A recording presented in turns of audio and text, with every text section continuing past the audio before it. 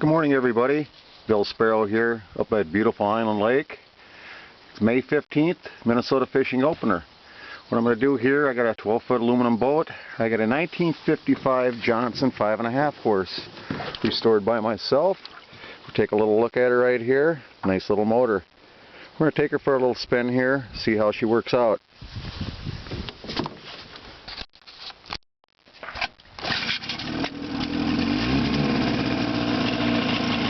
So far, so good.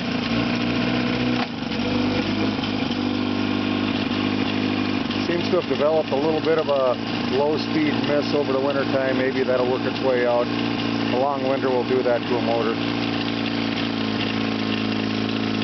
This motor here should put this boat right on plane. 5.5 horse. I usually don't, but I have good feelings about this.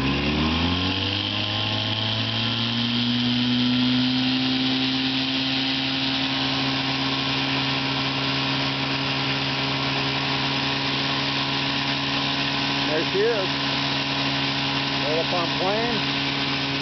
Go like this. Here's the cabin. My great-grandfather built 1927. Little view from the front of the boat. All looks good. Way down for a rusty, crusty little Avenue tank.